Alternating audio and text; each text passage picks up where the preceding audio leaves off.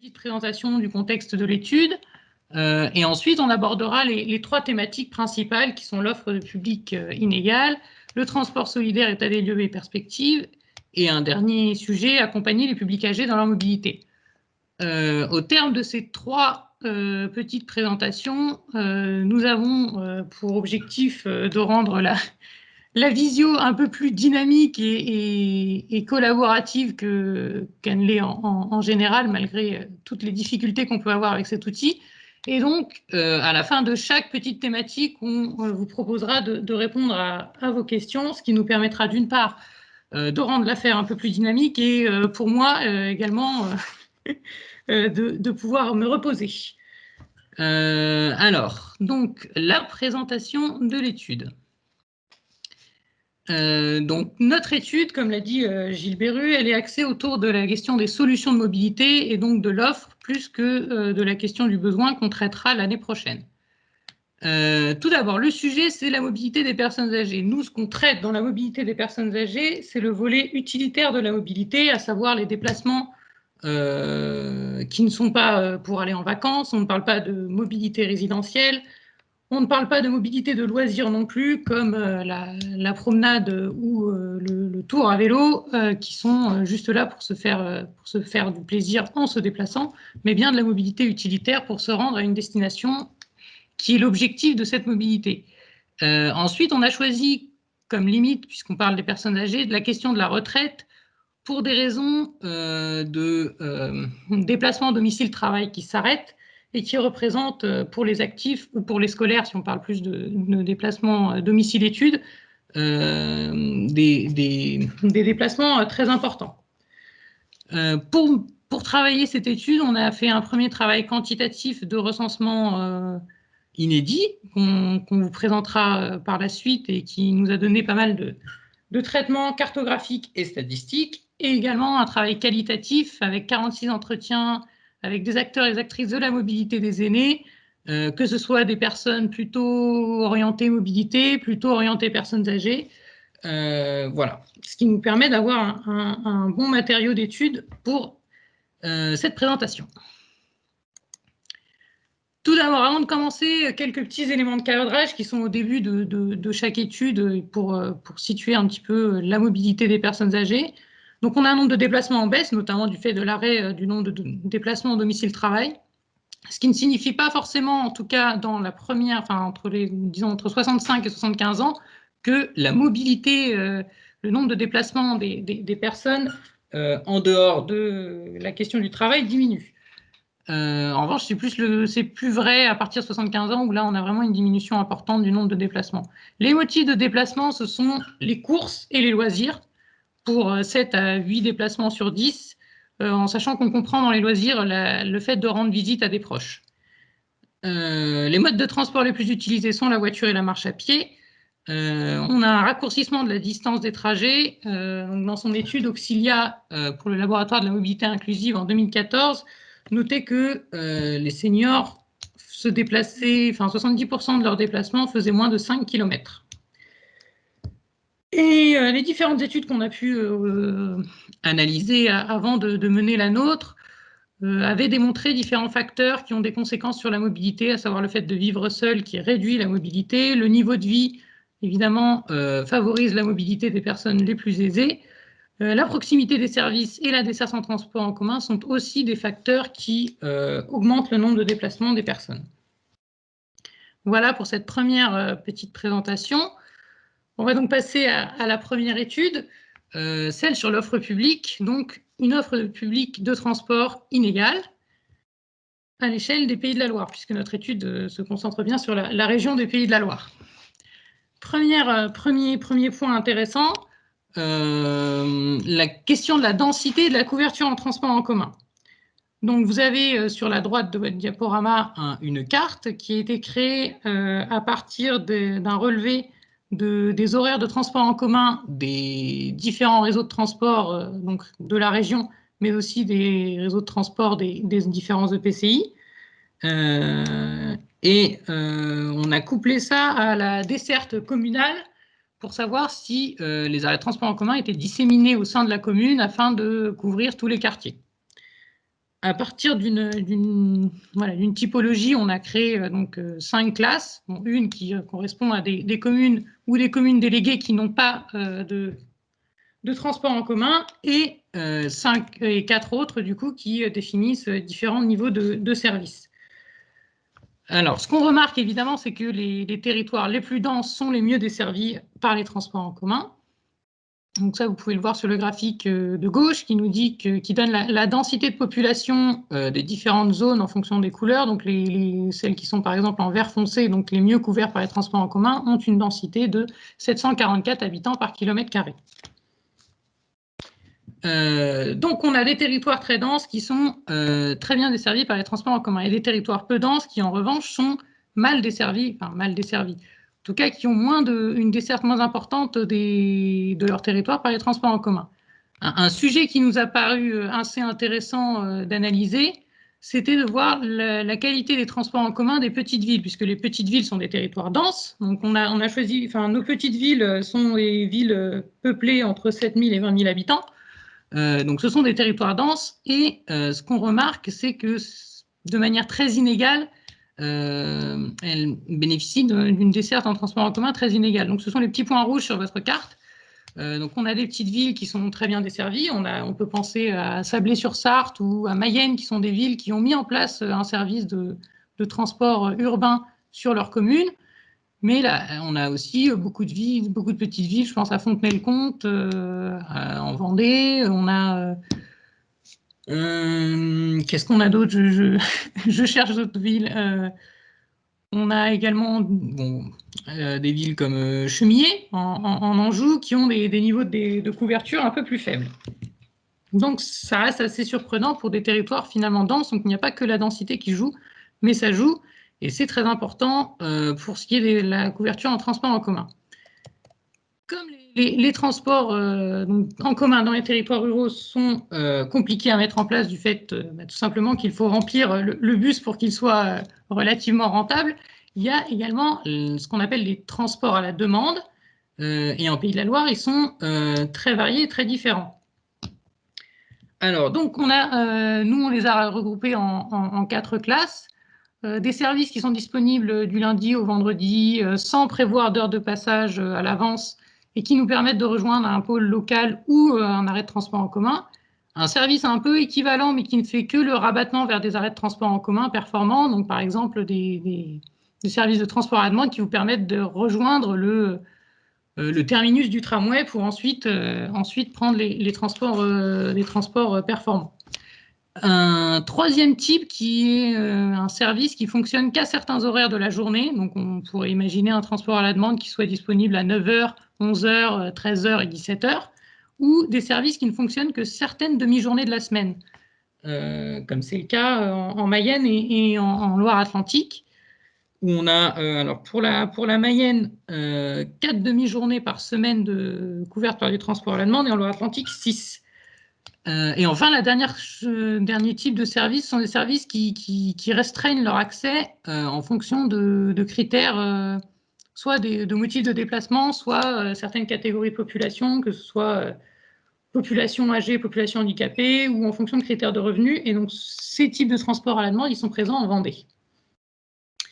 Voilà, donc si on analyse cette carte, on voit que la Mayenne et la Loire-Atlantique sont entièrement couvertes, du moins en dehors des agglomérations, par du transport à la demande.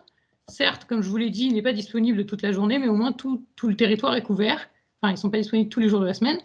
En Maine-et-Loire, on a une forte présence de certains transports à la demande sur certains territoires, mais le problème, c'est tous les territoires où on n'a absolument rien, enfin pas de transport à la demande. Et alors la Vendée, la Sarthe, on est sur deux départements qui sont très peu couverts par les transports à la demande, et comme je vous l'ai dit, la Vendée a des transports à la demande assez restrictifs. Et donc tous ces TAD finalement dessinent de fortes inégalités d'accès à la mobilité dans les territoires ruraux, puisque comme je vous l'ai expliqué, en Maine-et-Loire, vous pouvez avoir un transport à la demande presque quand vous le voulez, et la commune juste à côté, finalement, vous retrouvez sans aucune solution de mobilité, du moins publique. Un autre critère assez intéressant sur les transports à la demande, c'est leur coût. On a un coût qui est très variable entre Des territoires, on a des tarifs réduits personnes âgées. On a toujours pris, puisqu'on travaille sur les personnes âgées, les tarifs réduits personnes âgées, ou qui sont intégrés dans des abonnements de transport urbain, qui font qu'on a des prix qui sont en dessous de 20 €, par exemple dans la communauté urbaine d'Alençon, de Laval et à La Roche-sur-Yon. On a des abonnements ensuite qui peuvent aller jusqu'à 49 € par mois, notamment en Maine-et-Loire. 49 € par mois, il me semble que c'est dans le Saumurois. 45 € pour la région. Et ensuite, en dehors de ces territoires, on est sur un fonctionnement par ticket. Donc, ce que je n'ai pas expliqué, je suis en train de me rendre compte, c'est que le coût que je vous indique, c'est le coût pour 4 allers-retours par semaine à la fin du mois. Pendant un mois, vous avez besoin de faire 4 allers-retours par semaine. Combien cela va vous coûter? Donc, les abonnements, c'est le prix de l'abonnement. Et la question des... Et si c'est par ticket, on a fait le calcul nous-mêmes. Et donc, c'est comme ça qu'on atteint le petit Pégase, si vous voulez le prendre 4 fois par semaine, et à la fin du mois, ça vous coûtera 57,60 €. En Loire-Atlantique, le Lila à la demande, ça vous coûtera 75,60 €. Et les plus chers, à Saint-Gilles-Croix-de-Vie, on est à 108 € par mois. Donc, ce que ça dessine, et ce qui est important de noter à travers ce coût, c'est finalement, est-ce qu'on est sur des transports à la demande à usage occasionnel ou à usage régulier? On va dire que jusqu'à 50 €, on peut considérer qu'on est sur un usage relativement régulier, surtout puisque ça peut être par abonnement, donc on peut faire plus que 4 allers-retours si on veut, par semaine. Mais on va dire qu'à partir d'un certain coût, ça ne peut plus être un moyen de transport régulier pour certaines catégories de population. De ces deux analyses, enfin ces 3 analyses, on va dire, sur le transport en commun et les 2 analyses sur le transport à la demande, on a fait une matrice qui est donc disponible dans nos études pour finalement déterminer un niveau de couverture par les transports publics au sein des différents départements. Et par commune et communes déléguées, puisqu'on a travaillé par commune et communes déléguées pour... Je passe un petit coucou au Maine-et-Loire et à leurs très nombreuses communes déléguées qui nous ont donné un petit peu de fil à retordre. Donc, ce qu'il faut retenir sur le transport public, c'est qu'on a des agglomérations qui sont bien desservies, notamment par le transport en commun, ce qui leur permet d'avoir un niveau de couverture très élevé. Ensuite, en dehors de ces agglomérations, on a pu noter 3 modèles départementaux. Un modèle pour la Sarthe et la Vendée, donc qui sont dont on a vu qu'ils avaient très peu de transport à la demande et du coup des territoires ruraux qui sont qui ont un niveau de couverture très faible, donc des transports publics bien moins présents que dans les autres départements.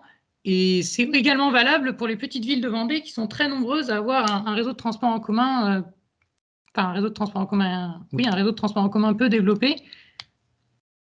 Et ce qu'on avait noté aussi sur la Vendée, c'est qu'on avait il y avait pas mal de problématiques de maillage communal, parce qu'on est dans un département qui a un fort étalement urbain, et qui dit étalement urbain et faible densité, dit également un problème de maillage par les transports en commun, puisque plus on met d'arrêts, moins on se déplace vite. Or, c'est souvent du transport interurbain, donc qui a pour objectif de relier les villes, qui dessert les espaces les moins denses. Le deuxième modèle, ce serait le modèle de la Loire-Atlantique et de la Mayenne, donc qui ne sont pas concernés, alors sauf une commune de Nantes Métropole qui est mal desservie par les transports en commun, mais qui ne sont pas en gros concernés par ce niveau de couverture très faible, du fait d'une couverture par les transports à la demande quasi complète, puisque en dehors des agglomérations, toutes les communes sont couvertes par le Lila à la demande et le Petit Pégase, ce qui permet d'avoir un niveau de couverture minimum pour tout le territoire départemental. Ceci dit, comme je vous l'ai expliqué, que ce soit en matière de coût, mais aussi en matière de disponibilité, puisqu'on a des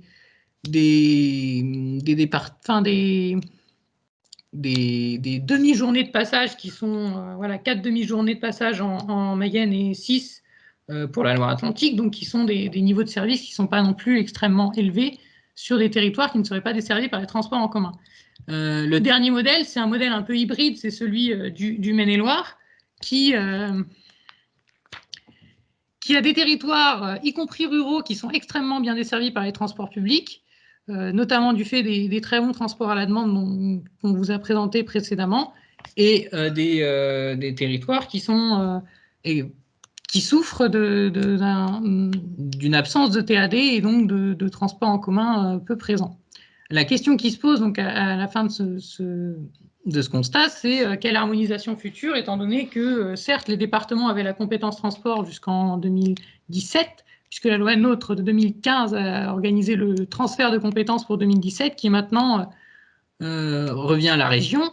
Et donc, comment harmoniser ces différents systèmes pour qu'on ait un traitement à peu près équitable dans toute la région Pays de la Loire.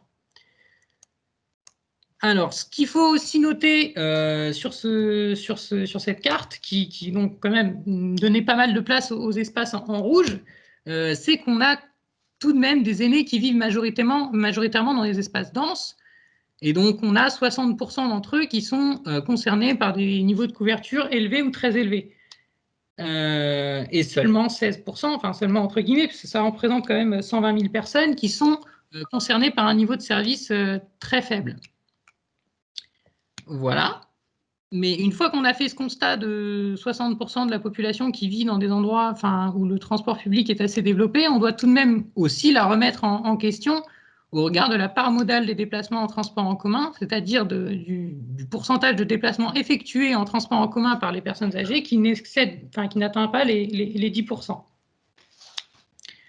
Voilà pour cette première petite présentation. Donc, comme j'ai vu Elisabeth qui vous incitait à poser des questions, je la rejoins, puisque l'objectif, c'est qu'à la fin de cette première petite présentation, si vous avez des questions, des remarques, des affirmations, des contestations, tout ce que vous voulez, vous pouvez nous en faire part sur la conversation, et nous essaierons d'y réagir.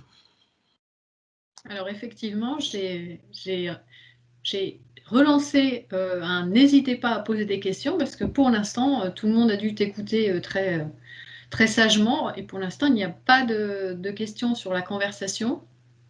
Je vous laisse les uns et les autres quand même peut-être re-regarder vos notes, réfléchir. On se laisse 1 à 2 minutes pour que vous puissiez les uns ou les autres poser quelques questions. Et puis, s'il n'y en a effectivement pas sur cette première partie, alors quelqu'un nous dit, Béatrice Girard nous dit tout est clair. Donc, bon, ok. Vous pouvez aussi, outre les questions, ajouter des éléments ou des remarques complémentaires. Voilà, pour qu'on soit sur une forme d'échange tout de même, malgré ces conditions contraintes. Donc on va attendre un petit peu quand même, 1 minute, peut-être qu'il y a des questions qui vont arriver.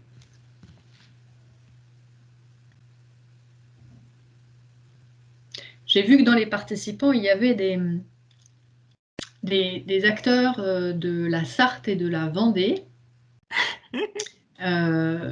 Comme sur les cartes, ce sont les 2 départements qui apparaissent sur ce registre de l'offre publique de transport à destination des personnes âgées, peut-être les plus en difficulté aujourd'hui. Est-ce que vous souhaitez réagir, ajouter des commentaires qualitatifs? N'hésitez pas.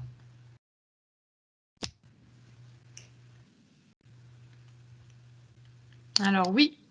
Alors, il y a une question qui je dis pour tout le monde, excuse-moi Nils, parce que comme peut-être que tout le monde ne suit pas les commentaires. Oui. Alors, quelqu'un monsieur Étienne Jussaume, de l'Union des retraités de la CFDT de la Sarthe, demande si cette étude comprend les transports SNCF. Merci, oui. Monsieur Jussaume de poser la question. Eh bien, oui, ça comprend les transports de la SNCF, que ce soit les cars TER et les TER eux-mêmes, même les TGV, même si bon, quand même peu de communes qui sont concernées par une desserte en TGV. Ceci dit, c'est assez intéressant que vous posiez la question des transports SNCF, parce que ce qu'on a remarqué également au niveau transport, et que je n'ai pas abordé dans l'étude, dans la petite présentation, puisque l'objectif c'est d'être synthétique, mais j'en profite. On a remarqué qu'au niveau des communes, alors pas les communes les plus importantes, mais des communes moins importantes qui ont une gare, une certaine problématique de desserte de cette gare, puisque souvent on a peu de transports en commun qui sont mis en place par des cars de la région en complément de cette gare. Or, la gare, par définition, peut difficilement desservir tous les quartiers. Et donc, on se retrouve face à des situations où finalement, on a des communes qui sont desservies par le train, ce qui est quand même un sacré avantage en termes d'efficacité, de sécurité, de transport pour rejoindre des pôles importants, mais finalement, qui pose la question de la desserte des autres quartiers et aussi de la position de la gare SNCF par rapport, on va dire, aux espaces les plus denses de la commune. Merci Nils. Autre question alors de monsieur ou madame Seguin, je suis désolée quand je n'ai pas le prénom, je ne peux pas discriminer. Pourquoi les transports en commun sont-ils peu utilisés? Eh ben, ça, c'est une très bonne question à laquelle je ne sais pas répondre. Donc, donc très clairement, et ça fait partie aussi de notre intérêt sur l'étude, sur la poursuite de l'étude, sur la question des besoins et des pratiques des personnes âgées, qu'on n'a pas pu trop évaluer cette année à cause du Covid, et donc le fait qu'on était un peu coincé chez nous aussi, ce qui n'aide pas pour rencontrer des personnes âgées et leur demander comment est-ce qu'elles utilisent, comment elles se déplacent et quelles sont leurs pratiques de mobilité. Donc je ne peux pas trop répondre à cette question. Alors, il y a quand même quelques réponses ou débuts de réponses que tu apportes dans les questions, dans le rapport, je crois, accompagné, avec les questions parfois d'inconfort dans les transports en commun, Oui. mais surtout par rapport à la part modale en fait, des déplacements en transport en commun qui est relativement faible, c'est que on a tous grandi et les personnes âgées qui sont actuellement à la retraite encore plus avec la voiture individuelle. Et que c'est le mode de transport le plus utilisé. Tu me contredis si je me trompe, Nils. Non, tu as tout à fait raison. Donc il y a aussi un effet un peu historique, on va dire. Oui, alors il y a une question, oui, il y a un effet aussi générationnel. Il y a aussi une question Alors, on a, dans nos entretiens, on a entendu pas mal de choses, hein, notamment la question oui, comme tu le disais, du confort dans les transports en commun, de la conduite des chauffeurs, Effectivement, la peur de chuter. La peur de chuter. Voilà, la peur de chuter. Et comme tu le disais, il y a une question d'éducation qu'on évoquera un peu plus tard sur les transports en commun sont de très bons outils, mais si j'ai utilisé ma voiture toute ma vie et que finalement je me retrouve dans une position où je ne peux plus vraiment l'utiliser, ou on peut aussi évoquer le cas, j'ai envie de ne plus utiliser ma voiture individuelle pour des convictions écologiques, d'embouteillage, ce qu'on veut, et à ce moment-là, je vais finalement à un certain âge, me confronter à un changement d'usage, à un changement de pratique, et comment est-ce que je pourrais être accompagnée, mais ça on le verra un petit peu après, pour ce changement de pratique. Ouais. Une autre question de Patrice Retour, quelle est la sensibilité du classement au nombre d'allers-retours par semaine? Et suite de la question, est-ce que passer de 4 à 2 changerait-il sensiblement le résultat? Alors je pense que il s'agit là de... Oui, je vois, okay, je vais remettre la diapo. La diapo. Oui, évidemment que ça changerait, et ça changerait notamment quelque chose d'assez important sur la question de la rentabilité des abonnements. C'est-à-dire qu'à chaque fois, en fait, on a fait le calcul, si je prends par ticket, en prenant toujours les réductions, le fait de prendre des carnets de 10 tickets plutôt qu'un ticket à l'unité, etc., pour en gros le coût minimal si je n'utilisais que des tickets et le coût minimal si je prenais l'abonnement, et ensuite on a pris le moins cher pour dire, bon, bah ici ça me coûterait tant, ici ça me coûterait tant. Et c'est pour 4 allers-retours par semaine. Évidemment, pour des territoires où il n'y a pas d'abonnement, je pense notamment à la Mayenne et à la Loire-Atlantique, si on passe de 4 à 2 allers-retours par semaine, vous divisez le prix par 2. Donc en Mayenne, ce serait plus 57, ce serait la moitié. Et pareil pour la Loire-Atlantique. Donc ce serait beaucoup moins important. Et c'est pour ça qu'on en revient à dire, est-ce qu'on est sur un usage occasionnel ou est-ce qu'on est sur un usage régulier? Ok, merci. Florence Gobot nous demande te demande comment avez-vous défini le taux de couverture? Avez-vous pris le nombre de passages par jour sur la commune? Oui. Alors, ce qu'on a fait de manière... alors, on a la méthode est vraiment détaillée dans l'étude, puisqu'elle elle est un peu complexe et pas forcément hyper sympathique à présenter, donc j'ai pas voulu perdre beaucoup de temps là-dessus. Oui, on a pris les horaires papier sur Internet de tous les transports en commun qui passaient par les communes pour savoir donc le nombre de fois qu'ils passaient par jour. La première catégorie correspond à un transport en commun qui passe toutes les heures, au moins. La deuxième catégorie correspond à des transports qui passent au moins toutes les 2 heures, enfin entre 1 heure et 2 heures et demie. Et qui desservent tous les quartiers. Donc là, pareil, pour ce volet-là, on a utilisé des rayons de 500 mètres autour des arrêts de transport en commun. Et ces cercles de 500 mètres autour des arrêts de transport en commun devaient couvrir 75% de la tâche urbaine. C'est un peu complexe, mais grosso modo, c'est pour s'assurer que tous les quartiers sont bien desservis. La faible couverture, en tout cas la couleur jaune, on est entre 2 heures et 4 heures. Par contre, on ne voit plus ton diaporama. Enfin, oui, tu as raison. Ah, vous voyez plus du tout sur la carte. Si, on voit le non. diaporama, mais tu n'es pas sur la bonne. Voilà. Alors, je vais me mettre sur la carte, en effet, ce sera aussi plus pratique pour moi. Donc, pour tout ce qui est donc, la faible couverture, on est en effet sur des passages entre 2 heures et demie et entre toutes les 2 heures et demie et tous les 4 heures, en sachant qu'à chaque fois, on a pris comme critère le fait que ce soit vrai le matin et l'après-midi. Ta carte ne s'affiche pas, par contre. La carte ne s'affiche pas? Non, on n'a que le graphique. Ah, moi, j'ai la carte. Donc, Bon, reviens peut-être en arrière et repasse sur le diaporama. Non, on a la carte. Hein. Ah bon, ok, alors c'est moi. C'est vraiment pas Isabelle. C'est moi. Le problème Merci. vient de toi. Mais si tu veux, je peux faire un aller-retour pour voir si pour toi tu peux récupérer la carte. Je pense que ça va pas donner. Ah oui, ça y est, c'est bon, merci. C'est bon. Donc voilà. Et ensuite, très faible couverture, finalement, c'est tout ce qui est au-delà de 4 heures. Et donc, ça correspond aussi à cette volonté qu'on a. Notre choix correspond aussi aux motifs de déplacement des personnes âgées qui sont, comme on l'a vu, pour la plupart des loisirs ou des courses.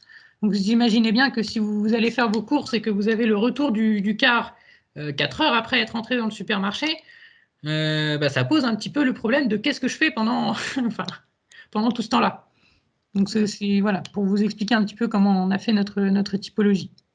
Alors je vais prendre encore une ou deux questions, puis après je pense qu'on va continuer, sinon on n'arrivera jamais au bout de la conférence. Monsieur Le Tourneux nous demande combien de personnes transportées en TAD par département, fréquence d'utilisation par les aînés et par les autres publics. Je ne suis pas sûre que nous soyons allés aussi loin. Alors, on n'a pas du tout ces données. Donc, voilà. Donc, ça répond à la question. Bien sûr, si les uns et les autres, les réponses que Nils ou moi vous apportons ne vous satisfont pas complètement, à l'issue de la conférence, n'hésitez pas à nous réadresser des mails pour des demandes de précision. Une autre question, l'accessibilité va-t-elle être abordée plus tard, car avoir des bus difficilement accessibles à cause de la conduite des chauffeurs trop brusque à un certain âge, le tram offre un déplacement plus doux, mais il existe en peu d'endroits. Donc la question de l'accessibilité, est-ce qu'elle est abordée? Je pense, elle est abordée dans l'étude rapidement. Aujourd'hui, elle ne va pas l'être. Voilà. Mais ça fait partie des choses qu'on peut évoquer à la fin de ce qu'on a appelé accompagnement à la mobilité, donc de la troisième étude. Et puis même à la fin de cette troisième étude, je pense qu'on pourra revenir, si vous en avez besoin, à des questions qui correspondent aux deux premières. Tout à fait. Je ne vais pas lire les autres commentaires qui sont plus des commentaires que des questions, mais qui vous permettent aussi de vous nourrir les uns les autres. Notamment, il y a eu beaucoup de réactions sur les raisons pour lesquelles les transports en commun étaient peu utilisés par les aînés, avec un certain nombre d'éléments ou d'hypothèses émises. Donc, je vous laisse les lire et vous nourrir les uns les autres sur ce plan-là. Et je te propose de continuer, d'aller sur la deuxième partie, si tu veux bien. Tout à fait. Alors, juste un petit peu avant de reprendre la deuxième partie, je vais vous demander je vais repartir de ce tableau et de ces statistiques qui concernent le transport public qui nous expliquent que donc, les catégories très élevées et élevées correspondent à 60% des personnes âgées et la catégorie très faible à 16%.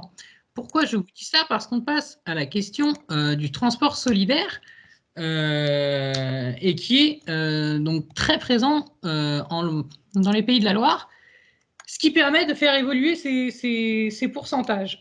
Donc, si on ajoute les 60% dont je viens de parler, qui sont bien couverts par les transports en commun, avec ceux qui sont couverts aussi par du transport solidaire, on atteint 89% des personnes de plus de 65 ans.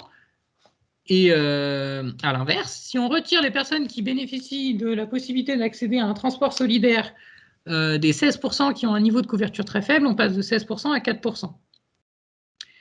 Voilà, ça c'est pour les chiffres. Maintenant, petite présentation. Donc, je sais qu'on a présent à cette réunion pas mal de présidents d'associations de transport solidaire, donc qui pourront compléter s'il le faut.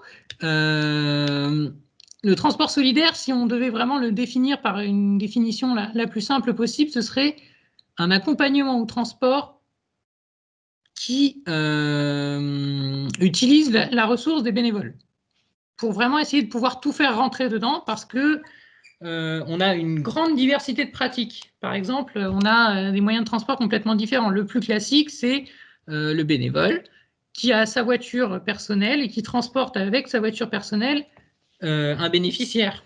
Mais on a aussi des accompagnements dans les transports en commun. On a également du transport solidaire collectif avec des minibus mis à disposition par les communes ou des minibus achetés par les associations directement.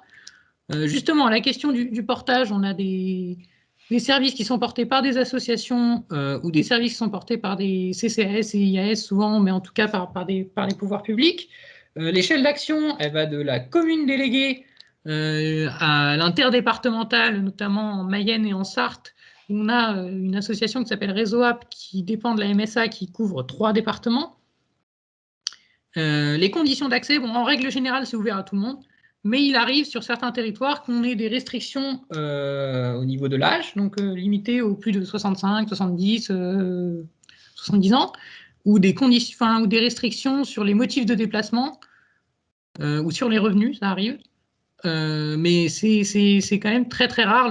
En général, la philosophie qui est derrière le transport solidaire, ça reste tout de même une accessibilité pour tous. L'actualité du transport solidaire en ce moment est donc assez chargée, enfin, en ce moment. C'était au début de l'année dernière quand même. Enfin, le décret est sorti fin de l'année dernière. Au début de l'année dernière, on avait les assises du transport solidaire à Nantes. Et donc, c'est la question du décret de transport d'utilité sociale. Ce décret a pour but d'encadrer la pratique du transport solidaire. Et pour ça, il fixe 2 limites d'accès qui sont soit en fonction de critères géographiques, soit en fonction de critères on va dire de revenus, mais des critères sociaux, tel que c'est écrit. Et le premier critère géographique, il dit que si vous habitez des unités urbaines de plus de 12 000 habitants, eh bien, vous êtes soumis à certains critères sociaux pour accéder au transport solidaire. Ce qui signifie donc que si vous habitez en dehors, tout le monde est éligible au transport solidaire. Sur la carte qui est à la droite de la diapositive, on a en couleur tous les territoires qui sont situés dans une unité urbaine de plus de 12 000 habitants et qui sont donc soumis aux restrictions. L'idée derrière cette idée de restreindre l'accès au transport solidaire aux personnes habitant dans les territoires les plus denses, ça rejoint un petit peu ce qu'on a vu précédemment, c'est de se dire que dans les territoires les plus denses, on a des collectivités qui, en règle générale, ont des capacités financières supérieures et une facilité à mettre en place des réseaux de transport en commun parce que le nombre de flux est plus important. Cependant, ce qu'on remarque, nous, au niveau de notre étude, c'est que 2 tiers de ces unités urbaines ne bénéficient pas de transports en commun réguliers, notamment à cause des communes nouvelles qui, à partir du moment où elles dépassent 12 000 habitants, sont considérées comme des unités urbaines, même si, et là je pense aux Mauges ou aux Segréens, donc en Maine-et-Loire, on est sur des territoires qui sont des territoires à caractéristiques rurales. Mais on a aussi des territoires compris dans des communautés d'agglomération, des communautés urbaines ou des métropoles, comme Loire-Othion à côté d'Angers, ou des communes comme, alors je crois que c'est Sautron, la commune qui est dans Nantes Métropole, qui ne sont, elles, pas bien desservies par des transports en commun, en tout cas pas à un niveau extrêmement régulier, qui correspond donc à ce que je disais un peu précédemment, avec des transports qui passent toutes les heures et qui desservent tous les quartiers. Donc déjà, ce premier critère, nous, il nous semble, pour des raisons statistiques, ne pas être pertinent. Le deuxième critère, donc, c'est une liste de prestations sociales auxquelles on doit avoir recours pour avoir accès au transport solidaire. Et donc là, la statistique que j'ai, elle vient d'une étudiante qui a fait un mémoire de fin d'études sur les transports solidaires, donc qui s'appelle Anne-Solène Caron, qui a estimé à peu près le pourcentage de la population française qui serait concernée par ces prestations sociales. Et donc, elle a estimé que cela correspondait à peu près à 6% de la population française. À titre de comparaison, je vous ai mis le taux de pauvreté qui est autour de 14%.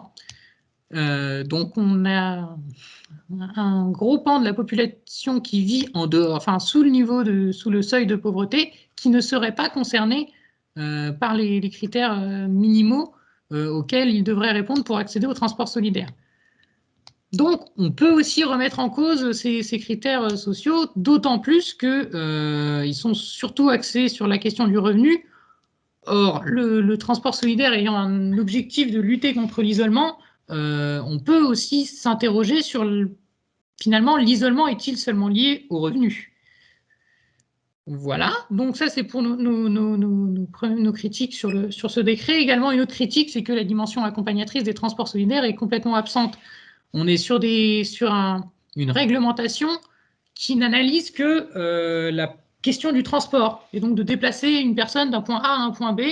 Or, les transports solidaires sont plus que ça et ont une dimension accompagnatrice, que ce soit, enfin, qu'on verra plus tard, et qui n'est pas prise en compte du tout dans ce décret. Néanmoins, la question de l'encadrement de la pratique ne doit pas être complètement abandonnée, mais cet encadrement ne doit pas être une limite au développement du transport solidaire, qui est quand même une solution qui est particulièrement pertinente dans certaines situations. Pareil, que pour le transport en commun, on a fait quelques analyses cartographiques. Donc la première sur le coût, parce que bon, alors c'est pas le décret de transport d'utilité sociale, mais c'est un autre décret qui en découle, qui fixe une limite des prix, une limite d'indemnité kilométrique à 32 centimes par kilomètre, qui est très peu respectée. Alors il faut savoir que notre recensement date de mars 2020. Donc, il se peut que des associations aient changé leur prix depuis. Pour prévenir toute réclamation. Donc, on a quand même une majorité de transports solidaires qui ont un coût en dessous de 40 centimes du kilomètre, donc ils ne sont pas très très loin. Mais on a plusieurs territoires qui sont un peu au-dessus. Je pense à Baugé, Vallée du Haut-Anjou, en Maine-et-Loire, mais on a aussi, enfin, ce qui surprend le plus, on va dire, c'est en Mayenne et en Sarthe, où on a donc les territoires qui sont desservis par Réseau App, qui eux ont un coût à 60 centimes du kilomètre, donc bien au-dessus de la limite, puisque c'est le double. Mais surtout, ce qu'on apprend en creusant un petit peu, c'est qu'on est finalement sur un fonctionnement avec des salariés de cette association, et que pour financer des salariés, on a besoin d'un certain prix, puisque, comme vous le voyez, on a 32 centimes qui reviennent au conducteur par kilomètre et 28 centimes qui servent à faire fonctionner une association qui, comme je l'avais dit avant, fonctionne quand même sur 3 départements, ce qui peut aussi générer des coûts de fonctionnement un peu supérieurs, liés à tout simplement à la distance territoriale entre leur siège qui doit être au Mans et tous les territoires et tous les bénévoles donc, qui doivent accompagner. Mais c'est ce qu'on retient aussi de cette grosse différence de coût, au-delà du fait de respecter ou non le décret, c'est la question de l'inégalité de l'accès à la mobilité, puisque dans certains territoires, on va avoir des coûts qui sont 4 à 5 fois plus chers, 4 fois plus cher pour le pire, entre le moins cher et le plus cher dans le département. Alors ensuite, on en vient à la grosse question du transport solidaire, qui est la question des bénévoles, donc qui sont à la fois le moteur évidemment de ce système, mais ça a aussi sa fragilité, et ce d'autant plus que les bénévoles sont essentiellement des jeunes retraités. Donc on est sur une tranche générationnelle, et donc ça pose question. On a un fort engagement au centre de la région, donc les territoires de Maine-et-Loire, plutôt la moitié ouest, plus que la moitié est, et encore que, enfin, on est sur des taux très importants en Maine-et-Loire. L'est de la Loire-Atlantique, le sud de la Mayenne et de la Sarthe, qui sont les départements où le nombre de bénévoles pour 1000 habitants est le plus faible. Ce qui peut aussi s'expliquer par une gestion sur 3 départements. Enfin, la question peut se poser. Voilà, on a donc l'engagement, enfin, ce qui est revenu, nous, dans les entretiens qu'on a eus, c'est, alors certes, la question du recrutement des bénévoles est un problème, puisqu'on a, alors il faut savoir aussi qu'on a une demande qui augmente très vite, et donc il faut être capable de recruter des bénévoles pour pouvoir répondre à cette demande.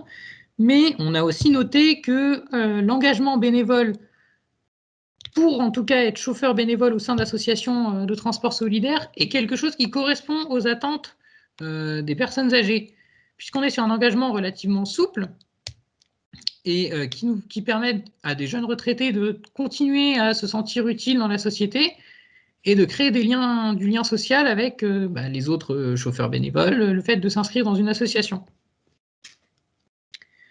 Alors après, il y a la question des référents et des référentes. Je ne suis pas sûre de la féminisation de ce mot, mais bon. Donc des référents et référentes, enfin si, il y en a une, si, je suis sûre, qui ont des tâches assez complexes, puisque, alors on en parle dans l'étude comme des managers finalement, puisqu'elles doivent à la fois faire le lien entre les demandeurs, donc les bénéficiaires et les bénévoles, gérer le calendrier. Parfois, c'est également gérer les conflits potentiels, c'est également s'assurer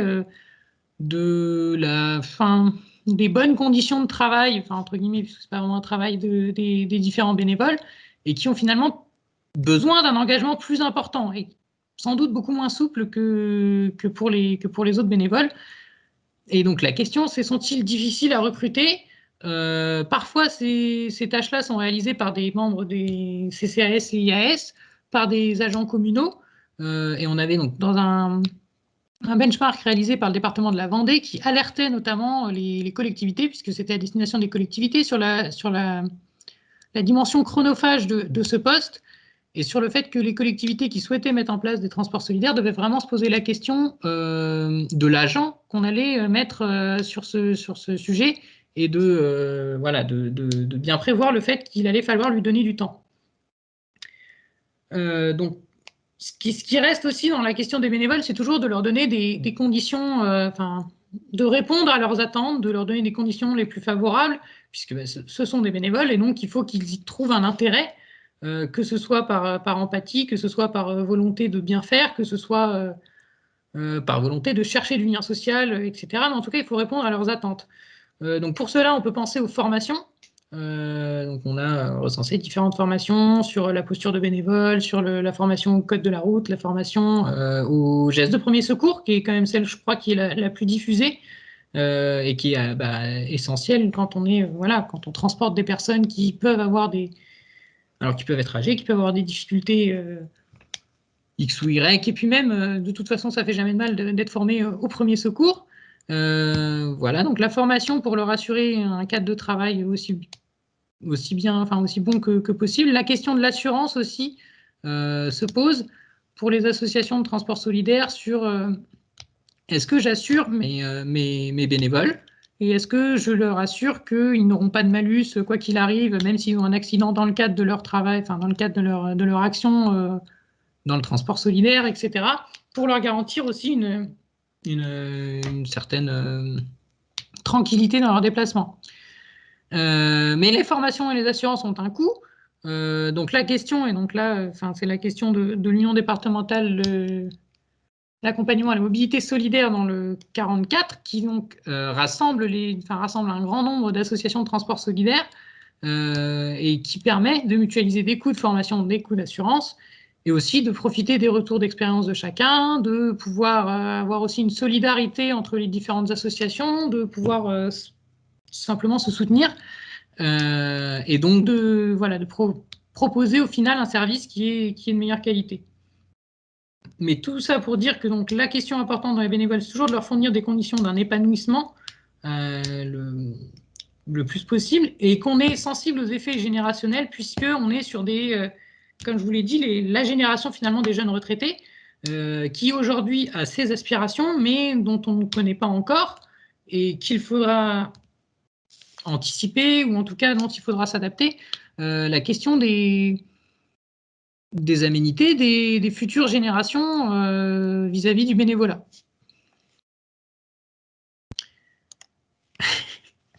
Merci Elisabeth de commencer à lancer les questions. Voilà, donc ça c'est la dernière diapositive sur ce sujet. Transport solidaire ou accompagnement à la mobilité solidaire. Donc on a toute une question de vocabulaire pour des raisons liées plus ou moins au décret, mais derrière il y a une vraie interrogation. Est-ce que finalement on est sur un transport de personnes ou est-ce qu'on est sur un accompagnement dans les déplacements ? Au regard des expériences dont on m'a fait part, et ben, quand on va chercher la personne à la porte de chez elle, qu'on l'amène jusqu'à la porte du spécialiste au sein d'un hôpital, parce que voilà, c'est pas forcément simple de trouver le bon spécialiste, la bonne porte, de se repérer. Est-ce qu'on est dans du transport, est-ce qu'on est dans de l'accompagnement ? Quand on va faire les courses avec la personne et qu'on fait les courses avec la personne, est-ce qu'on est dans du transport ou est-ce qu'on est dans de l'accompagnement ? On a pas mal d'exemples comme ça qui nous font poser la question, est-ce que je fais du transport ou est-ce que je fais de l'accompagnement à la personne ou de l'accompagnement à la mobilité ? Pareil, la question de l'objectif, est-ce qu'on est sur un objectif de transporter la population ou est-ce qu'on est, comme on me l'a toujours dit, sur la question de l'isolement des personnes, alors des personnes âgées, mais pas que, mais aussi des personnes âgées. Dans ces cas-là, est-ce qu'on n'est pas sur un objectif qui se rapproche de l'accompagnement à la personne ? Et alors, je vais citer un exemple. Alors, je crois que c'est les Héros de Secours du Vignoble qui ont fait un déplacement organisé pour leurs bénéficiaires au cinéma. Est-ce qu'on est là dans du transport ou est-ce qu'on est finalement dans l'accès à la culture, etc. D'ailleurs, je vois que ça réagit, que son président réagit. Et enfin, dernière question, et là c'est un peu une proposition qu'on soulève à la fin de notre étude sur le transport solidaire. Est-ce que finalement on ne va pas vers un accompagnement à la mobilité qui est différent même de l'accompagnement dans les déplacements et qui pourrait intégrer ce qu'on verra donc après dans la troisième partie, tout ce qui va être notion d'information. Est-ce qu'on peut imaginer des ambassadeurs de la mobilité ? Est-ce qu'on peut imaginer une question d'éducation à la mobilité, puisqu'on peut faire également du transport solidaire dans de l'accompagnement dans les transports en commun ? Est-ce qu'on n'est pas vers aussi la possibilité d'offrir aux personnes âgées une émancipation dans les transports en commun ? Enfin, il y a pas mal de choses à réfléchir là-dessus. Mais par contre, et c'est aussi quelque chose qu'on souligne un peu dans notre étude, c'est que toutes ces transformations pourraient également être accompagnées par les collectivités qui, je pense, devraient y voir un certain avantage. Merci Nils pour cette partie sur le transport solidaire. Donc effectivement, avant ta dernière diapo sur le transport solidaire, j'ai lancé des questions.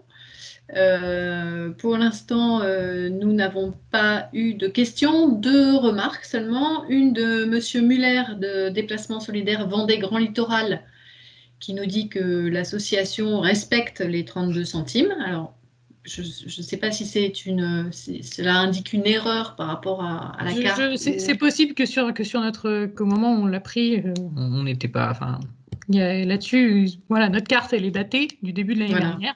Donc voilà, je vois qu'André Gillet lève la main. Oui. Donc le président de l'UDAM, je pense que André, vous pouvez vous exprimer. Monsieur Gillet. Oui, on parle de l'accompagnement à la mobilité c'est plus de l'accompagnement à la personne, le transport solidaire avec les personnes âgées, parce que on dit à la porte, vous dites à la porte de l'hôpital, en moyenne, nous qu'on fonctionne depuis 13 ans, la personne âgée a besoin d'aide de par les bénévoles jusqu'à la salle d'attente, quand c'est de l'hospitalisation. Parce qu'en moyenne, pour ce que l'on fait aujourd'hui, il y a beaucoup plus de médical même que des courses. Parce qu'il y a un besoin de sécurité des personnes âgées qu'elles ne trouvent pas, c'est dommage, parce qu'elles ne trouvent pas dans les transports en commun. Elles sont laissées à elles-mêmes. Bon, ben c'est comme ça, on n'y peut rien. Mais c'est vraiment de l'accompagnement jusqu'au bout du travail, jusqu'au retour à la maison. Merci, Monsieur Gillet. Rappelez-nous votre titre ou votre fonction, s'il vous plaît, parce que les uns et les autres ne vous connaissent pas forcément. Alors, André Gillet, président d'une, qui a été une des premières, la première en Loire-Atlantique, PAN-CTI Solidarité Transport, qui comporte aujourd'hui 8 communes.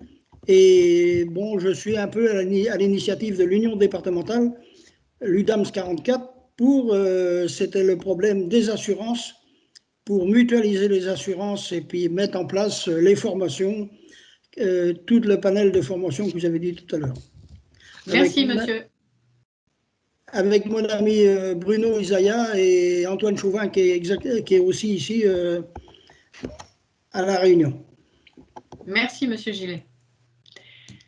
Benoît Lèbre nous dit qu'on peut aussi penser à l'accompagnement aux mobilités inversées. Oui, on peut penser à l'accompagnement aux mobilités inversées, tout à fait.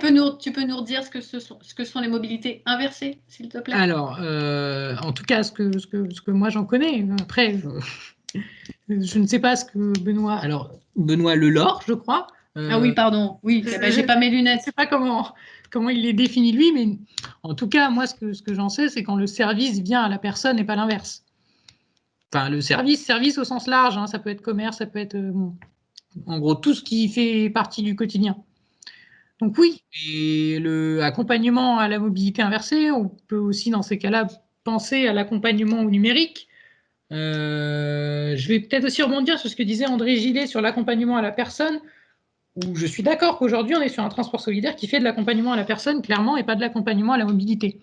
Nous, la question de l'accompagnement à la mobilité, elle vient aussi à côté, en se disant... finalement, le transport solidaire, en matière de transport pur, sans vouloir être négatif envers tout ce que font toutes les associations de transport solidaire, on est sur un transport qui finalement est plus cher que le transport en commun, bien plus cher que le transport piéton, etc. Et aussi un transport, alors bon, même si ce n'est pas forcément la première des préoccupations aujourd'hui, dans notre présentation, qui est plus polluant que les transports en commun, que le transport, sauf à utiliser des voitures électriques, mais je ne suis pas sûre qu'il y ait beaucoup de transports solidaires qui se fassent en voiture électrique. Mais donc, on n'est pas sur une solution de transport qui finalement est si exceptionnelle d'un point de vue environnemental ou économique. Par contre, on est sur une question d'accompagnement et une question de solution de transport dans les territoires où il n'y a pas d'autre solution qui, là, oui, est essentielle. Ce que je voulais dire sur l'accompagnement à la mobilité, c'est que pour les bénéficiaires, et il y a certaines associations qui le font, la question d'accompagner vers les transports en commun, être aussi un lieu de renseignement sur le transport à la demande. Et on peut penser, par exemple, à la Loire-Atlantique, on a du transport à la demande que 6 demi-journées par semaine. Eh bien, je ne sais plus quelle association nous avait dit ça, et nous avait dit, mais nous, on encourage nos bénéficiaires à utiliser le transport à la demande dans les moments où le transport à la demande n'est pas là. Par contre, nous, on est là, évidemment, on est présent les jours où il n'y a pas de transport à la demande, parce qu'il y a des demi-journées où on n'a pas de transport à la demande de disponible, et les personnes ont besoin de se déplacer, et donc c'est là qu'on intervient. Autre question complémentaire par rapport à ce que tu viens de dire. Dans les transports solidaires étudiés, quelle est la part entre les transports individuels et les transports collectifs? Alors, très clairement, le transport collectif, c'est très, très rare. Il y a deux choses. Il y a le transport solidaire collectif qui fonctionne avec des minibus qui sont les minibus du transport solidaire. Et donc là, on a, je sais plus, on doit avoir 3 ou 4 associations dans l'ensemble des Pays de la Loire, dont 2 qui sont un peu plus importantes, qui sont alors sur Sablé, sur Sarthe et Château-Gontier, donc Mobilité 53 et Mobilité 72, qui, elles, achètent leur minibus d'occasion tous les 3 ans. Et voilà, on a aussi, dans ce fonctionnement-là, on a aussi, je crois que c'est Belvigny, il me semble, en Vendée, qui fait, dont la commune met à disposition de l'association un jour par semaine un minibus, ce qui permet de faire du transport collectif. Donc c'est très rare. Après, il y a la question de l'accompagnement dans les transports en commun. Et là, alors il y a peu également d'associations qui le font, mais il y en a certaines. Mais là, par contre, j'ai aucune idée de de quelle part cela représente. Ok, merci pour ces précisions. Dans tous les cas, c'est très peu. Si tu veux boire un petit peu avant d'enchaîner sur la troisième partie, fais-le parce qu'après, tu vas jamais arriver jusqu'au bout entre les différentes questions et l'intervention.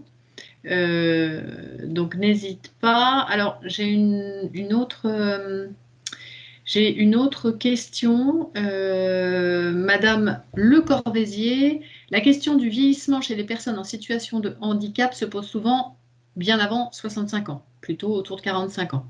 Le transport solidaire s'adresse-t-il aussi à ce public qui a par ailleurs souvent besoin d'accompagnement à la mobilité au-delà du transport?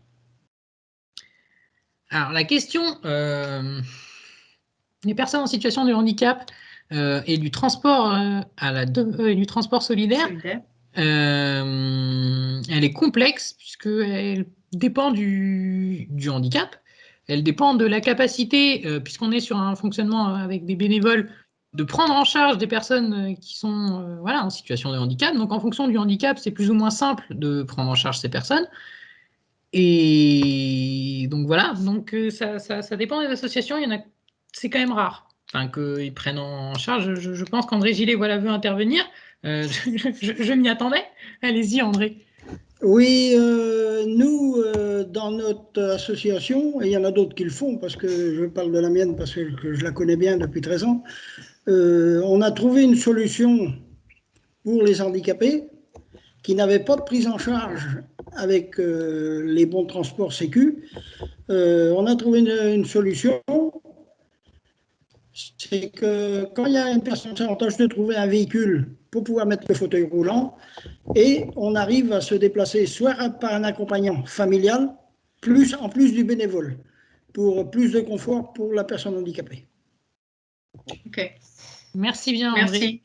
Alors, Marina Jourdan, après on va passer quand même à la suite, parce qu'effectivement, il y aura une conférence spécifique sur le transport solidaire au mois d'avril aussi, où on pourra, j'espère, d'abord... Avril ou juin? Avril ou juin, je ne sais plus. Je crois qu'aujourd'hui, on n'a pas encore décidé laquelle était laquelle. Donc, avril ou juin, mais en tout cas d'ici la fin du premier semestre 2021. Et donc, on aura aussi l'occasion de débattre sur ces différents points de manière plus approfondie. Mais là, si on ne veut pas finir trop tard ce soir et aller quand même jusqu'au bout de la présentation de l'intégralité des rapports, je vais juste lire les commentaires qui sont faits, mais tu vas peut-être pas réagir dessus, même si je sais que c'est très frustrant, pour pouvoir reprendre la présentation. Marina Jourdon de Moche Communauté nous dit que pour l'accompagnement dans le transport, il est préférable de privilégier les chèques Sortir Plus pour ne pas mettre en difficulté les bénévoles. Donc c'est un point de vue, on va dire. Je sais que c'est frustrant, mais peut-être qu'à la fin, on pourra revenir dessus quand même. Oui, tout à fait, à la toute fin. Bruno Isaïa, l'accompagnement étant particulièrement adapté aux besoins de la personne, en termes de lieu de destination et d'horaire, il est difficile de faire de l'accompagnement en commun, d'où, alors ça répond à la question précédente sur transport solidaire en commun ou individuel. Gilbert Muller, il me semble important de savoir refuser les demandes de déplacement solidaire qui ressemblent à une mission de taxi. Là aussi, c'est un point sur lequel je pense qu'on pourrait revenir. Et puis Marc Le Tourneux, les offres de mobilité se complètent, mais il ne faut pas penser que le transport solidaire est une offre institutionnelle de déplacement. L'accompagnement des personnes n'est pas corrélé à l'offre des transports collectifs existantes et ou accessibles, ni aux ressources des bénéficiaires. la lutte contre l'isolement concerne tous les types de territoires. Et là, on voit bien qu'on est sur le point de vue d'un transport solidaire qui est avant tout de l'accompagnement dans les déplacements et de l'accompagnement à la mobilité, peut-être même, plus que du transport en tant que tel. Mais on va pas relancer le débat. Donc, on va mettre une pièce à la machine tout de suite, Elisabeth. C'est ça, voilà. Je te laisse continuer pour la dernière partie. Merci à tous pour vos questions et réactions. Néanmoins, je sais que l'exercice est très frustrant pour vous comme pour nous. Mais là encore, j'espère qu'en 2021, on aura la possibilité d'échanger de vive voix et de visu pour de vrais débats. Merci. On espère tous. Alors, la dernière partie. Accompagner les publics âgés dans leur mobilité.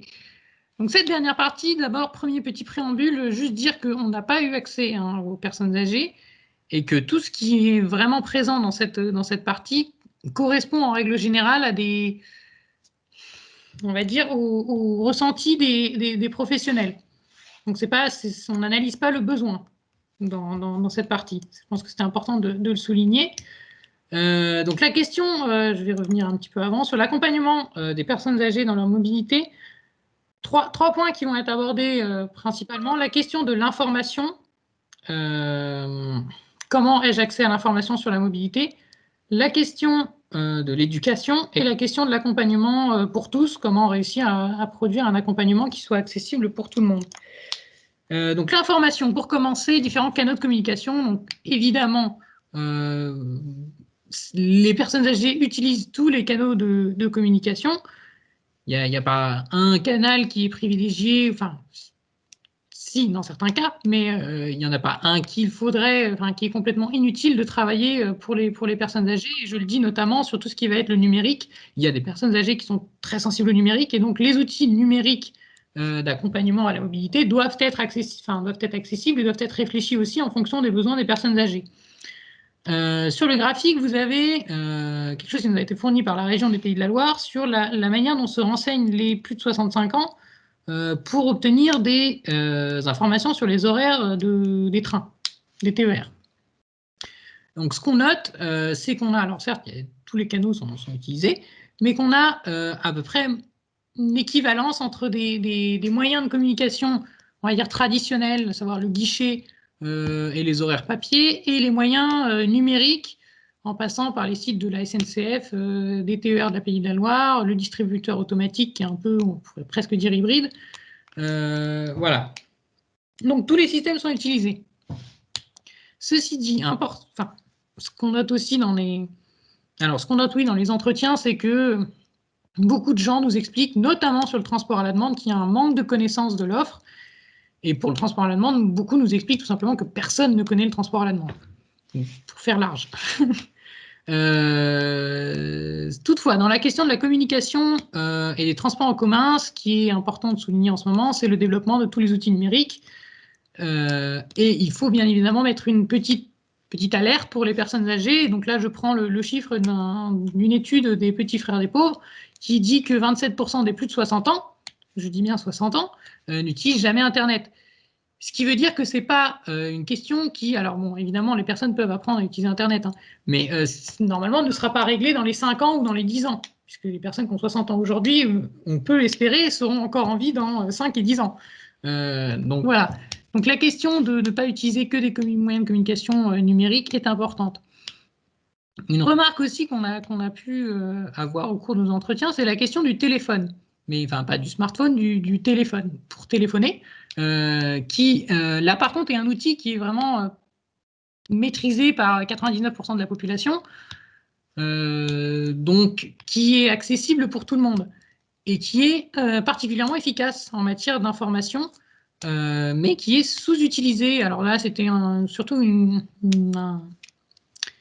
un entretien avec Éric Charéron de Keolis, qui nous expliquait, alors lui, il a fait une expérience à Lyon de parcours avec des différents groupes entre ceux qui avaient un téléphone pour téléphoner et un smartphone pour utiliser les applications, pour voir lequel finirait le parcours, enfin s'en sortirait le mieux.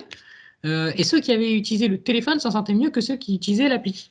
Tout ça pour dire que donc, le téléphone est très efficace, mais il a mauvaise presse à cause de tout ce qui va être plateforme téléphonique, les appels, sans vouloir citer de marque, mais d'opérateurs téléphoniques qui veulent vous vendre une nouvelle box ou toutes ces choses-là qui forcément font du téléphone un outil où on a un peu moins de confiance. Toujours est-il que sur la question de la communication, il faut se poser d'abord la question des informations que je veux diffuser pour faciliter la mobilité, puisque c'est aussi ça la question.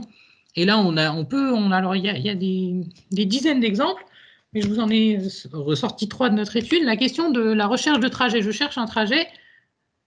La seule chose que je vais avoir comme possibilité de critères de recherche, ça va être le temps de trajet. On va me proposer les trajets les plus courts. Est-ce qu'on ne pourrait pas réfléchir à une recherche par niveau de confort? Est-ce que je ne pourrais pas pouvoir me dire que je préférerais perdre 5 minutes sur un trajet d'1 heure pour pouvoir prendre le tramway à son terminus et m'assurer une place assise?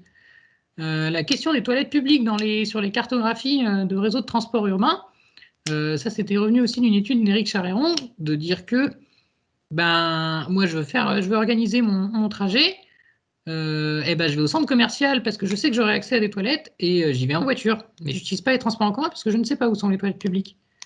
La question de la signalétique pour piétons, bon ça c'est un peu plus classique, le fait d'inciter les personnes à se déplacer à pied en mettant le temps de trajet pour rejoindre les services les plus importants de la commune, par exemple.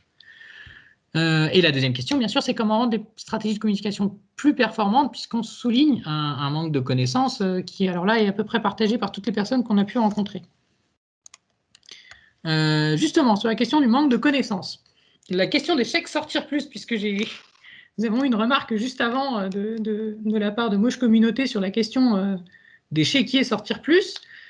Alors, les chéquiers sortir plus, ce sont 3 chéquiers d'une valeur de 150 € de déplacement qui sont distribués pour les personnes de plus de 75 ans, enfin de 75 ans et plus, à partir de sa 75e année, avec un reste à charge de 15, 20 et 30 €. Donc, c'est une aide qui est particulièrement intéressante pour toutes les personnes de plus de 75 ans qui rencontrent des difficultés de mobilité, puisqu'on est, un reste à charge de 15 € pour 150 € de déplacement, on est bien. Alors, quelques chiffres juste pour expliquer que la question de la mobilité peut être une question compliquée pour les personnes âgées. Donc, sur une étude de WeMove, on avait 36% des plus de 55 ans qui déclaraient réduire leur mobilité à cause de son coût. Donc là, on a un moyen de réduire ses coûts de mobilité, puisque à partir de 15 €, on peut utiliser 150 € de déplacement. Et 44% de 75 ans et plus, dans une étude d'Auxilia, pour le laboratoire de la mobilité inclusive, qui nous disait qu'ils avaient une gêne pour se déplacer. Alors, c'est gêne physique, psychologique ou financière. Donc, on a des personnes qui ont des difficultés de déplacement et qui, en théorie, seraient intéressées par cette aide. Sauf que ce qu'on note, c'est qu'en région Pays de la Loire, 1,6% des 75 ans et plus ont reçu un chéquier Sortir Plus en 2019. À savoir que c'est disponible que pour les chéquiers Sortir Plus sont délivrés par très bien, je vois qu'on réagit dans la conversation avant que je ne le dise, pour les retraités qui ont cotisé à une retraite complémentaire qui fait partie de l'Agirc-Arrco, ce qui correspond quand même à grosso modo 90% des personnes retraitées aujourd'hui. Donc une grosse partie, en tout cas beaucoup plus qu'1,6%. Dernière petite remarque sur les chéquiers Sortir Plus, c'est que, alors certes, les taux sont faibles dans tous les départements, il n'y a pas de département qui s'en sortent, on pourrait dire, vraiment bien, mais la Mayenne s'en sort vraiment mal, entre guillemets, sans vouloir m'attaquer à la Mayenne du tout, mais on a aussi une disparité quand même entre les 5 départements des Pays de la Loire qui posent question sur pourquoi en Mayenne il y en a moins de personnes qui en ont bénéficié. Hein. C'est le nombre de chéquiers pour 100 personnes de plus de 75 ans, donc c'est relativisé au nombre d'habitants, bien évidemment. C'est pas parce que la Mayenne est moins peuplée. Donc voilà. Tout ça pose quand même pas mal de questions, en tout cas de notre côté, nous, chez Anthropole, de nous demander, mais comment alors, ce qu'on peut payer avec les... Alors, on reviendra aux questions après, mais donc, ça pose quand même une question sur le non-recours aux aides qui est aussi souligné par d'autres études, hein, on n'invente pas grand-chose là-dessus, mais en matière de mobilité, la sollicitation d'aide, que ce soit d'aide humaine ou d'aide financière, elle est très faible. Voilà. Pour également travailler la question de l'information et de l'accès à l'information, on a interrogé des mairies et des CLIC, donc des centres locaux d'information et de coordination, qui sont censés être les points d'entrée du renseignement pour les personnes âgées. Et donc nous sommes fait passer pour des personnes ayant un grand-parent qui a de plus en plus de mal à conduire et qui chercherait à savoir quelles sont les solutions dont il dispose sur sa commune. Donc le premier réflexe, c'est d'appeler la mairie. Donc on a appelé 20 mairies de la région, donc 4 par département, que des mairies qui n'ont pas de transport en commun très performant présent sur leur commune, pour qu'on n'ait pas tout simplement comme réponse, il prend le tram, mais qu'on ait un petit peu plus de difficultés. Et donc voilà ce qu'on peut noter. Donc il y a sur les 20 appels qu'on a menés, 3 fois on n'a pas eu de réponse. Enfin, on n'a pas eu de réponse. C'est-à-dire qu'on nous a répondu au téléphone, mais on nous a dit on ne peut rien faire pour vous. La majeure partie du temps, on a quand même une réponse, donc, dans 17 fois sur 20. Et cette réponse, le plus souvent, c'est de nous réorienter vers le TAD ou le transport solidaire de la commune. Parce que les mairies connaissent toutes très bien le transport solidaire de leur commune s'il existe, ou le transport à la demande. Donc je vous ai mis à côté la statistique, c'est 14 sur 16, en sachant que les 2 cas qui n'ont pas été... où la mairie ne nous a pas parlé du transport solidaire qui existait sur leur commune, sont des cas qui concernent Réseau App, donc une association qui est sur 3 départements et qui n'est pas forcément très bien ancrée localement. La question, alors j'ai mis « ne connaissent pas Sortir Plus ». Sur le graphique, il y a bien un chemin qui nous mène à Sortir Plus une fois, mais cette fois-ci, en fait, c'est passé par le clic. C'est-à-dire que la mairie nous a dit il existe du transport solidaire sur la commune que vous pouvez appeler, mais à appeler le clic quand même pour savoir s'il n'y a pas d'autre chose. Et donc le clic, lui, nous a parlé du chèque Sortir Plus. Mais la mairie, non. Et jamais les mairies nous ont parlé des chéquiers Sortir Plus. Et justement, sur les clics, on note aussi qu'on a très peu de renvois vers les clics, qui sont pourtant censés être les centres d'information principaux.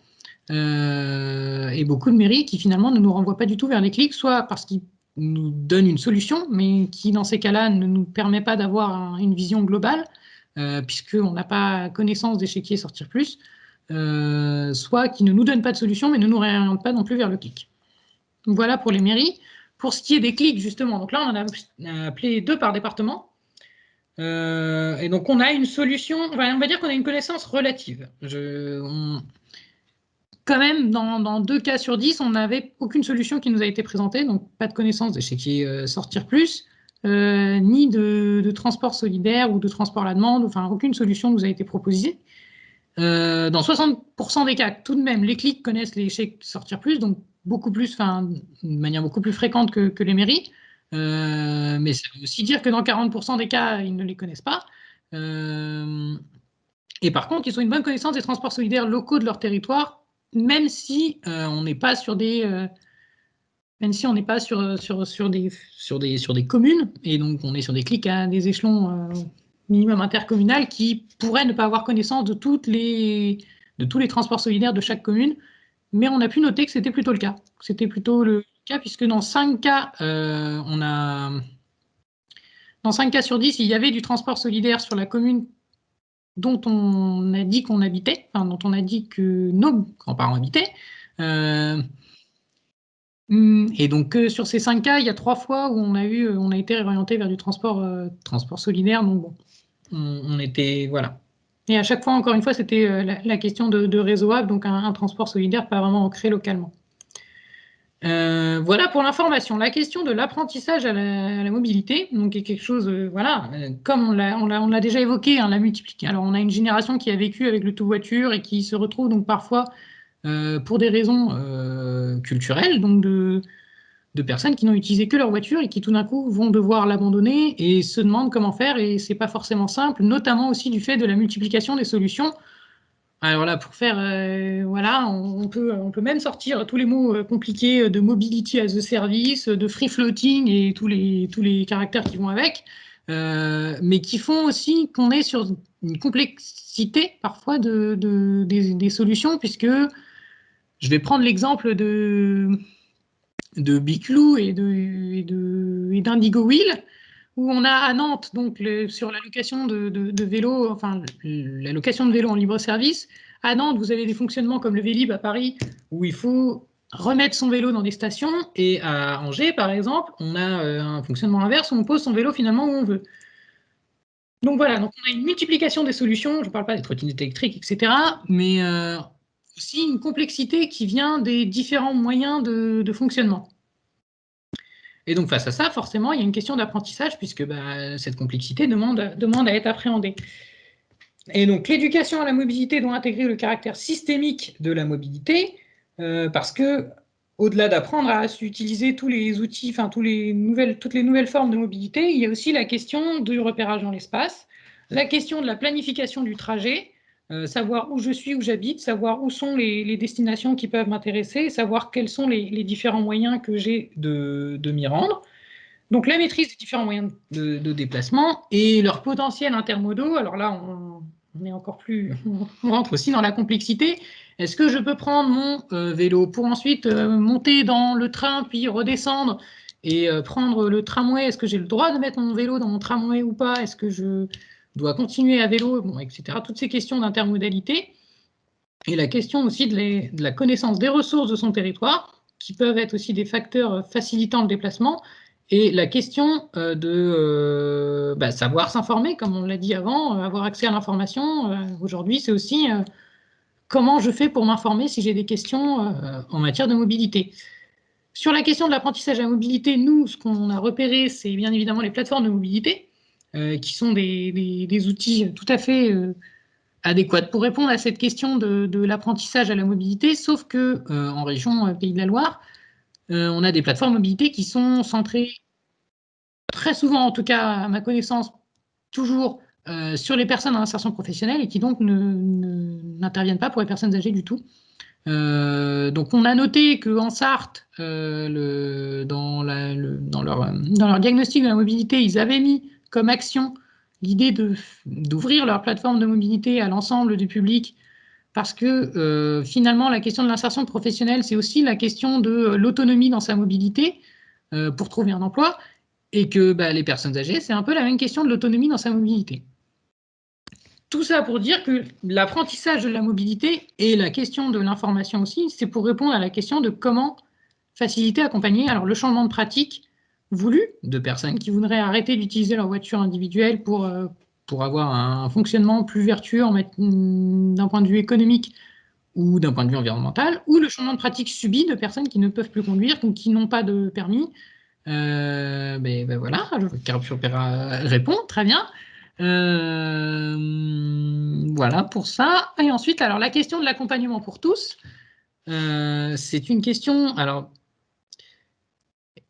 comment faire pour réussir à accompagner tous les publics et ne pas accompagner que ceux qui vont être les premiers à être là pour les réunions publiques, et les premiers à participer au challenge de la mobilité mis en place par des collectivités, très présents dans le club des aînés, et qui vont être sensibilisés. Comment faire pour accompagner ceux qui ne le seront pas?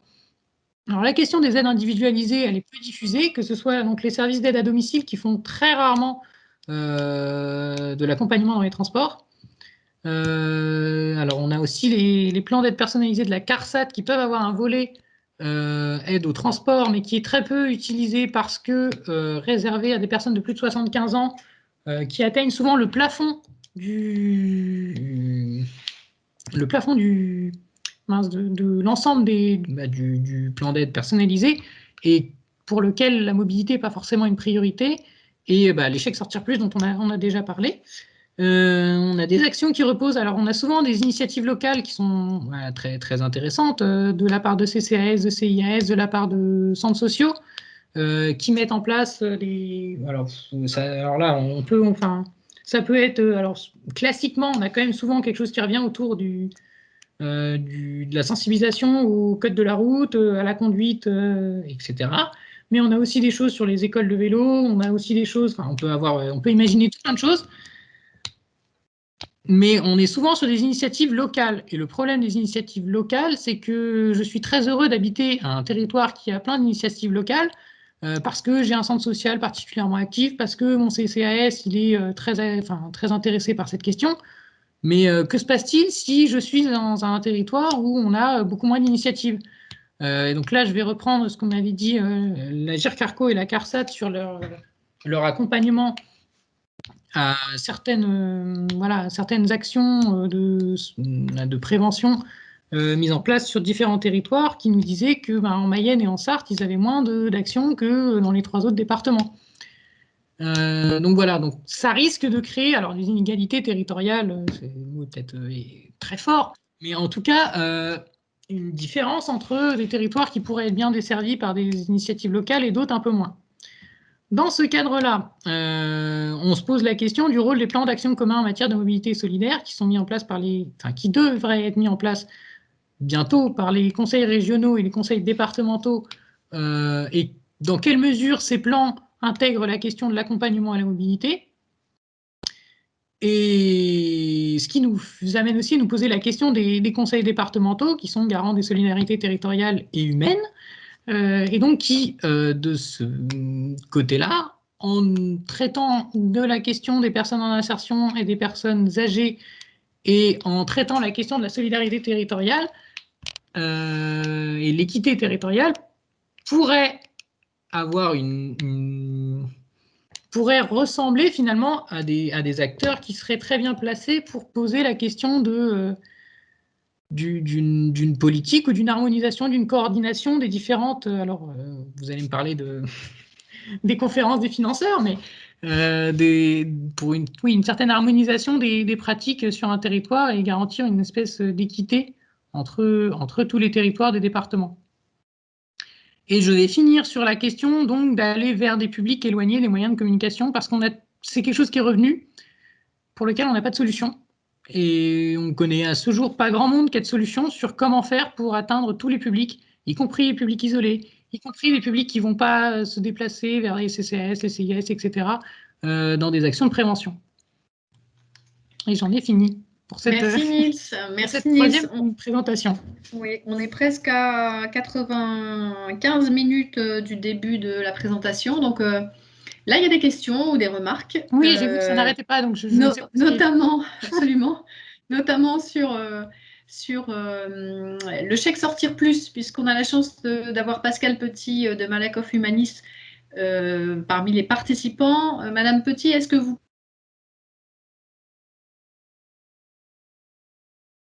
Alors, on ne t'entend plus, Elisabeth. Oui. Vous ne m'entendez pas? Alors que mon micro est ouvert.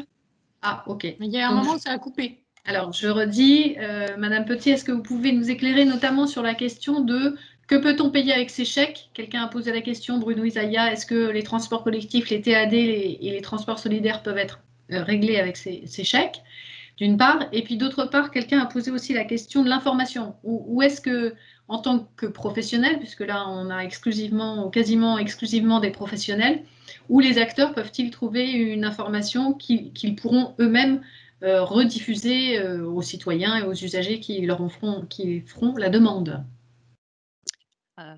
Merci Elisabeth, bonsoir à chacun et chacune. Donc sur les chèques Sortir Plus, il y a lorsque le retraité, donc ce ne sont pas des adhérents, hein, ce sont des allocataires à qui on verse une pension de retraite, hein, puisque la retraite complémentaire en France, c'est obligatoire en complément de la CARSAT, hein, donc ce n'est pas comme la mutuelle.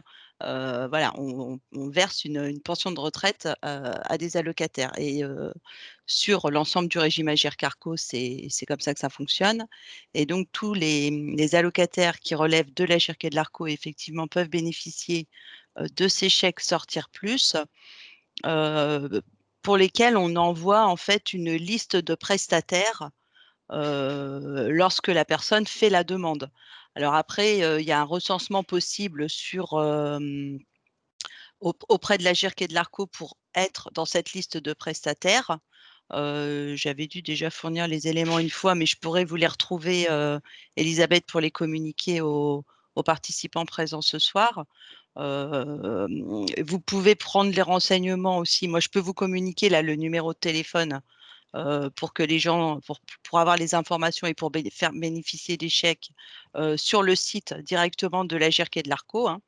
Sur Internet, vous tapez Sortir plus Agirc Arco et vous tombez sur le site de l'Agirc et de l'ARCO avec le numéro de téléphone que je vais vous indiquer dans le fil de la conversation. Qu'est-ce que je peux vous dire de plus? Comment on informe nos allocataires? Alors effectivement, on ne fait pas d'informations individuelles parce qu'avec bon, chez MH, par exemple, on a plus de 10 millions d'allocataires, donc c'est pas possible de faire des mailings. Par contre, à chaque fois qu'on met en place une action de prévention, une action collective sur un territoire, on fait part à l'ensemble des bénéficiaires de ces dispositifs communautaires qui sont mis en place par les caisses pour le compte de l'Agirc et de l'ARCO. J'ai vu quelqu'un dans le fil de la conversation, c'est la collègue de la CARSAT qui a parlé du comité régional Agirc Arco qui met en place des actions effectivement sur le territoire et qui, dans ce cadre, informe les retraités de tous les dispositifs communautaires, dont celui de Sortir Plus. Effectivement, c'est un dispositif qui était mal connu, qui jusqu'en 2018 était ouvert aux ressortissants de plus de 80 ans. Voilà, qui a été ramené à l'âge de 75 ans à partir de 2018 parce que justement, il avait été constaté que c'était un dispositif qui n'était pas suffisamment utilisé. Mais effectivement, il y a encore des efforts à faire en termes de communication par rapport à ce dispositif. Et on passe aussi par le biais des clics ou des CCAS dès qu'on le peut pour transmettre cette information. Voilà ce que je peux vous dire. Merci Madame Petit. Je pense qu'effectivement, si vous pouvez rajouter dans le fil de la conversation Ouais. le site internet et éventuellement le numéro de téléphone, ça permettra à tout le monde de les avoir parce que vous savez qu'on est tous aussi feignants les uns que les autres et qu'après… Pas de souci, voilà. Je vais faire ça tout de suite. Merci beaucoup. Merci aussi à Madame Ripoche d'avoir indiqué que la CARSAT des Pays de la Loire soutient des actions de formation au transport en commun pour des seniors en milieu rural qui n'osent plus utiliser leur voiture dans les grandes agglomérations, et ces formations sont soutenues par des centres sociaux ruraux. Il y a eu aussi un petit débat sur les clics, et effectivement, je confirme ce que les uns et les autres ont pu dire et les réactions notamment du Maine-et-Loire et de la Loire-Atlantique. Les clics aujourd'hui en tout cas l'organisation des clics et leur présence active est très dépendante de l'organisation départementale, et d'un département à l'autre, effectivement, les clics ne sont pas toujours aussi bien représentés ou actifs. Donc je réponds en cela à Madame Gabillot-Mortier, mais qui n'est pas sur la région des Pays de la Loire et qui effectivement peut avoir un point de vue un peu différent sur son territoire. Il y a eu une réaction aussi sur la question de la plateforme de mobilité, Madame Bataille de Carbure-Pera, qui indique qu'en Sarthe, la plateforme mobilité a été ouverte à 3 publics, mais pas aux personnes âgées. C'est dommage, j'ai envie de dire. Et donc justement, Madame Gautin de la Sarthe réagit à Madame Bataille en disant que c'est peut-être un point justement à mettre à l'ordre du jour d'une réunion qu'elles ont demain. Donc voilà, on crée des liens la veille de la réunion et la question sera traitée le lendemain. Je reprends un peu le fil des notes, mais je ne crois pas avoir manqué de questions. Si c'est le cas, levez la main. Enfin, levez la main. Envoyez votre question. Pour envoyer votre question. Bah, je vais en profiter, Elisabeth, pour remercier ce que je n'ai pas encore fait en attendant que d'autres questions arrivent. En remercier évidemment toute l'équipe du Gérontopole qui m'a accompagnée dans cette étude. te remercier toi, Elisabeth, pour ton rôle très bien tenu de speakerine, même si je n'ai pas l'âge pour savoir ce que c'est qu'une speakerine en vrai, donc je ne peux pas vraiment comparer. Mais en tout cas, je pense que tu l'as bien fait. Donc je remercie évidemment Gilles Berru, qui était notre professeur encadrant l'étude, Michael Blanchet, qui était le géographe associé qui nous a accompagnés. Alors Romain Jam, qui est notre apprenti qui vient d'arriver, mais qui a quand même contribué un petit peu à la fin de l'étude à notre étude. Grosso modo, toute l'équipe du Gérontopole, de toute façon, dans laquelle je suis depuis maintenant 1 an. Enfin, pas encore 1 an, je n'ai pas encore fêté mon anniversaire, mais ça se rapproche. Voilà, et puis remercier bien sûr tous les participants à cette étude, les 5 conseils départementaux qui ont tous joué le jeu, la région bien sûr, les caisses de retraite, la CARSAT, la GIRCARCO, la MSA de Sarthe, de Vendée, enfin oui, de Sarthe aussi, de Sarthe, Mayenne, Orne, et de Vendée et de Loire-Atlantique. Enfin bon, voilà, tous les acteurs du transport solidaire qui ont donné de leur temps pour travailler, enfin pour me faire partager leur expérience. Et voilà, j'en oublie sans doute, parce que de toute façon, sûr. je vous ai dit, on a fait 46 entretiens, donc j'en oublie, c'est sûr. Mais en tout cas, je les remercie tous pour leur participation à cette étude. Et je vous remercie tous d'avoir participé à cette présentation et d'avoir réagi aussi, pour ceux qui ont posé des questions, parce que on aurait été bien embêtés si on n'avait pas eu de questions. Absolument. Donc, je rebondis sur ce que vient de dire Niels, puisque là, je vois que les uns et les autres nous remercient et vous allez probablement nous quitter. Merci donc pour vos questions et pour votre attention.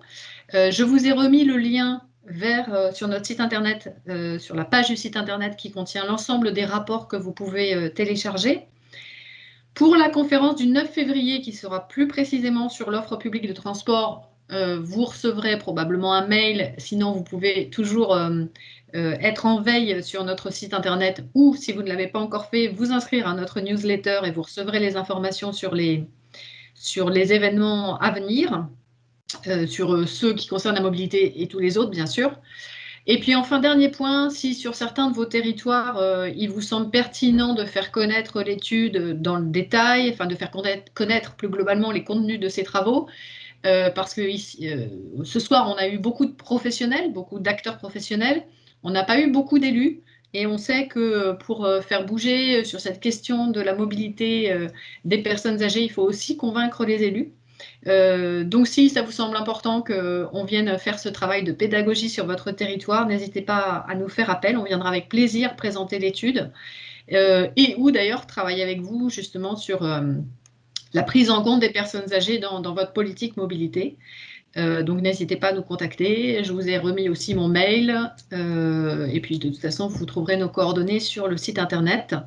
Donc merci beaucoup pour votre attention à tous, très bonne soirée.